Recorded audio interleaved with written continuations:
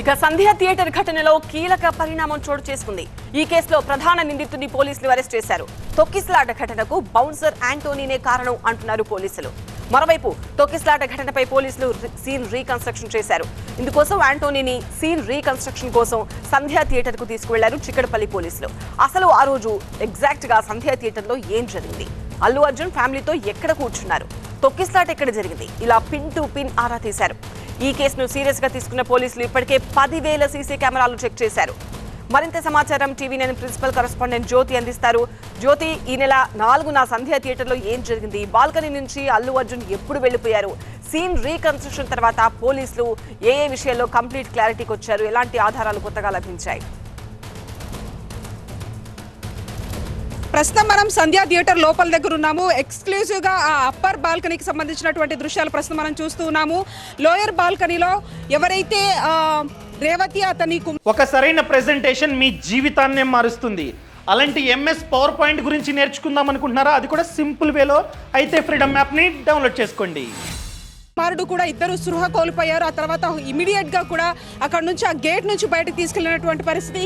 ఇక్కడ నుంచే అల్లు అర్జున్ తన కుటుంబ సభ్యులతో ఆ పుష్ప 2కి సంబంధించినటువంటి సినిమాను చూశారు. ఈ క్రమంలో పూర్తి స్థాయిలో కూడా పబ్లిక్ క్రౌడ్ అంతా కూడా ఎక్కువైపోయింది. పబ్లిక్ అంతా కూడా జామ్ అయినటువంటి పరిస్థితి, ఊపరానటువంటి ఆ కండిషన్లో లోయర్ బాల్కనీలో ఒక్కసారిగా వాళ్ళు కుప్ప కూలిపోయిన తర్వాత హుటాహుటిన ఎవరైతే ఏసీపీ డీసీపీ వాళ్ళంతా కూడా ఇక్కడ పోలీసులు వాళ్ళని బయటికి తీసుకెళ్లారు. 15 నిమిషాల తర్వాత పూర్తి స్థాయిలో అంటే అల్లు అర్జున్ బయటకు వచ్చినటువంటి పరిస్థితి.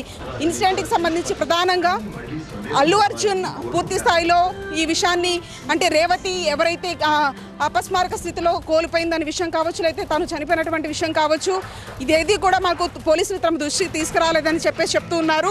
ప్రధానంగా పోలీసులు కూడా ఒక 10 నిమిషాల పాటు వీడియో ఫుటేజ్ అంతా కూడా రెడీ చేశారు. ఆ రోజు ఎవరైతే పబ్లిక్ పూర్తి స్థాయిలో తీసినటువంటి వీడియోస్ కావచ్చు, సీసీ కెమెరాల ద్వారా మొత్తంగా 10,000 సీసీ కెమెరాలు కూడా చెక్ చేసినట్టుగా తెలుస్తుంది.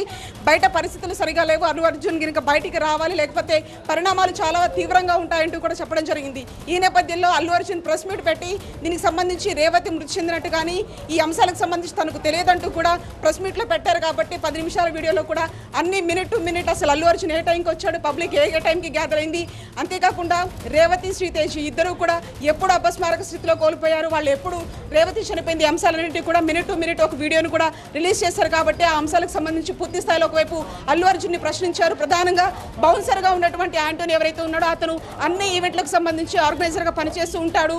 అతనితో పాటు దాదాపుగా ఒక 50 మంది బౌన్సర్లు థియేటర్ లోపలికి రావడం జరిగింది. ఆ తొక్కిసలాట కారణం కూడా ఒకవైపు బౌన్సర్లుగా కూడా చెప్పడంతో పూర్తి స్థాయిలో అన్ని కోణాల్లో కూడా దర్యాప్తు చేసినటువంటి పోలీసులు ఈరోజు ఇన్వెస్టిగేషన్లో కూడా అదే అంశాలు ప్రస్తావించినట్టుగా తెలుస్తుంది. ఓవరాల్గా ఈ కేసుకు సంబంధించి మాత్రం మళ్ళీ ఒకసారి నోటీసులు ఇచ్చి సీన్ రీకన్స్ట్రక్షన్ చేసేటటువంటి అవకాశం కూడా కనిపిస్తుంది. దీనికి సంబంధించి పూర్తి స్థాయిలో కూడా ఈరోజు అల్లు అర్జున్ మాత్రం విచారించారు చిక్కడపల్లి పోలీసులు. వీడియో జర్నలిస్ట్ శివకుమార్తో కలిసి జ్యోతి TV9 సంధ్యా థియేటర్ నుంచి హైదరాబాద్.